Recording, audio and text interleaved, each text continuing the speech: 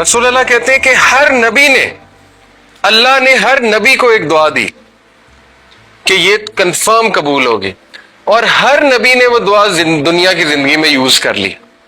حضرت موسیٰ نے بھی، حضرت نوح نے بھی، حضرت عیسیٰ نے بھی، اور تمام انبیاء نے، حضرت ابراہیم نے بھی.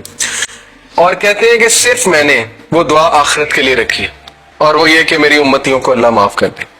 یہ دعا یعنی دس از دی کنسرن آف رسول اللہ صلی اللہ علیہ وسلم کہ میں نے وہ سیو کیا ہوا ہے آخرت کے لیے، وہ اسپیشل دعا کہ انشاءاللہ مجھے امید ہے کہ اللہ تعالیٰ جو ہے میرے امتیوں کو معاف کرے گا.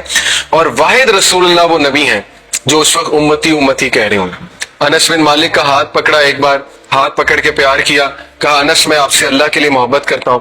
حضرت انس جو ہے رو پڑے، انہوں نے کہا اللہ کے نبی میں بھی آپ سے اللہ کے لیے محبت کرتا ہوں. تو کہا کہ کبھی بھی یہ دعا مت چھوڑی نماز کے بعد، اللہم اعنی علی ذکرک و شکرک و حسن عبادتک. سکھانی یہ دعا تھی لیکن طریقہ دیکھ لیں کیا تھا. ٹھیک ہے، تو یہ آج دیکھیں نا کہ ہمیں یہ چیزوں سے نا وہ سکھایا جاتا ہے. ہمارے مردوں کو نا ہمارے کلچر میں سکھایا جاتا ہے کہ مرد ہوتے ہیں رف اینڈ ٹف، نہ مرد روتا ہے، نہ مرد کوئی ایموشن شو کرتا ہے، نہ مرد اسمائل کرتا ہے. یعنی وہی چیز آ رہی ہے نا، پھر وہی وائفز کے سامنے چودھری بن کے بیٹھے ہوئے. رسول اللہ صلی اللہ علیہ وسلم تو جو ہے وہ حضرت عائشہ سے مذاق کرتے تھے، نوالا کھلاتے تھے، خود منہ جو ہے وہ ان کو اپنے ہاتھ سے نوالا کھلاتے تھے.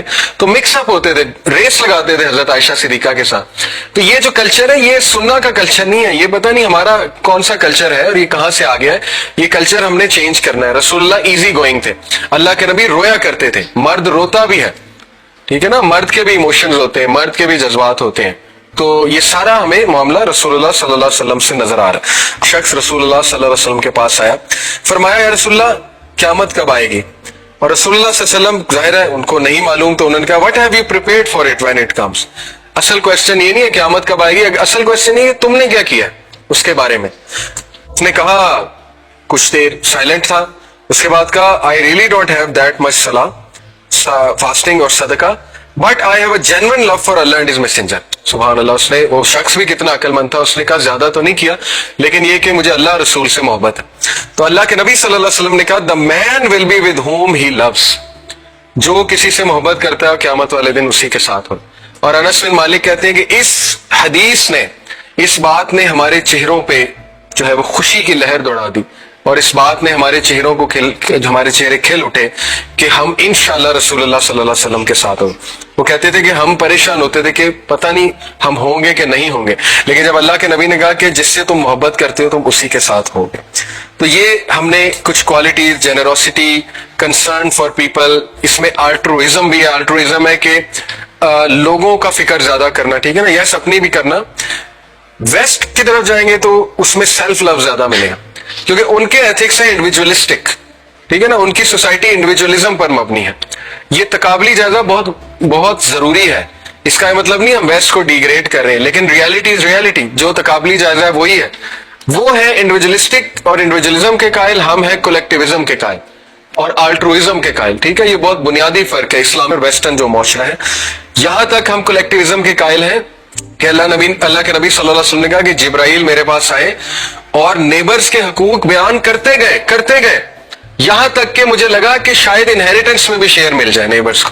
یہ ہے اسلام کا کولیکٹیوزم.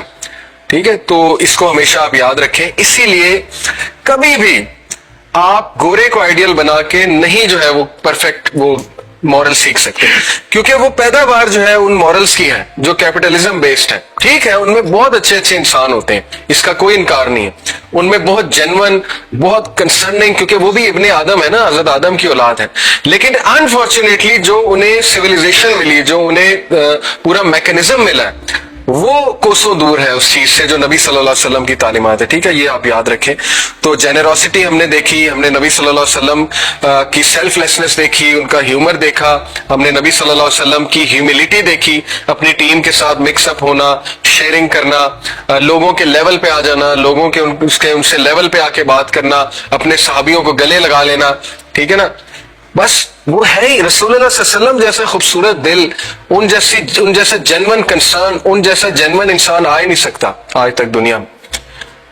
معراج کے سفر پہ اللہ کے نبی صلی اللہ علیہ وسلم نے کیا چوز کیا تھا؟ جب جبرائیل نے ایک طرف جو ہے وہ وائن پیش کیا، ایک طرف ملک پیش کیا، ملک، تو حضرت جبرائیل نے کہا کہ آپ نے فطرت چوز کیا اور آپ کی امت فطرت پر ہوگی. یعنی فطرت سے مراد ہے کہ آپ जेन्युइन जो इंसानी क्वालिटीज हैं, आप उसका पूरा एक पैरोकार है, मतलब उसका एक पूरा वो पैकर है, और आपकी जो उम्मत होगी वो उनमें भी यही क्वालिटीज होंगी। आपको एक अजीब बात बताऊं कुरानिक लैंग्वेज, कि अल्लाह सुब्हानहू व तआला ने जब बशारत दी ना हजरत इब्राहिम को हजरत इसहाक की, तो कहा कि अल्लाह तुम्हें एक अलीम बेटा दे रहा है, इल्म वाला, बसीरत वाला। और जब हजरत इस्माइल की बशारत दी तो कहा अल्लाह तुम्हें एक हलीम बेटा दे रहा है, नरम मिजाज। हलीम होता है नरम मिजाज। इसीलिए स्कॉलर्स कहते हैं कि उम्मत मुस्लिमा नरम मिजाज है, और जो बनी इसराइल है हजरत इसहाक की औलाद, वो जरा जीनियस माइंडेड, वो अलीम, नॉलेजेबल, और जाहिर है उनका इंटरेस्ट जरा उस साइड पर ज्यादा है। बहरहाल ये एक पॉइंट अखज किया है उलमा ने। तो रसूलुल्लाह सल्लल्लाहु अलैहि वसल्लम का जो कॉन्सेप्ट, जो कंसर्न है उम्मत के लिए, वो मैंने आपको बताया। इब्ने मालिक, अनस इब्न मालिक जो है वो नरेट करते हैं कि अब क्विकली कम्युनिकेशन की बात करते हैं। अल्लाह के नबी सल्लल्लाहु अलैहि वसल्लम की कम्युनिकेशन कैसी थी, इस पे मैं इंशाल्लाह बहुत डिटेल में आपको एक तो हदीस इंशाल्लाह सुनाऊंगा, कुरान से साबित करूंगा, और कुछ हदीस भी आपको जो है वो सुनाता हूँ। जहां तक बात है स्पीकिंग स्टाइल की, तो देखें रसूलुल्लाह सल्लल्लाहु अलैहि वसल्लम को अल्लाह ने गिफ्ट दिया था, और वो उन्होंने खुद कहा, सही बुखारी की हदीस है कि I was sent with the characteristic of expressing many things with few words. अल्लाह ने मुझे जो फिरासत और बलागत दी है कि रसूलुल्लाह सल्लल्लाहु अलैहि वसल्लम बहुत कम अल्फाज में बहुत गहरी बात कर जाते थे, और ये अल्लाह की तरफ से, देखें ना, अल्लमाहुल बयान। अल्लाह कहता है इंसान को बोलना किसने सिखाया? मैंने सिखाया। तो अल्लाह चाहे तो वो बोलना खत्म भी कर सकता है अल्लाह।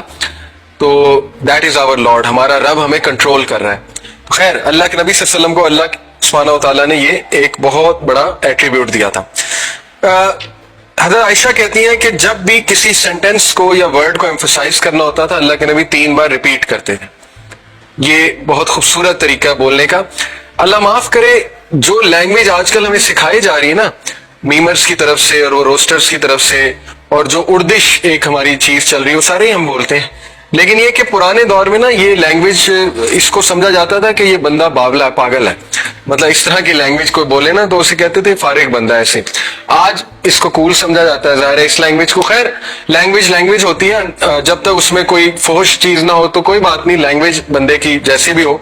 लेकिन हमें चाहिए कि जितना हम कॉपी कर सकें अल्लाह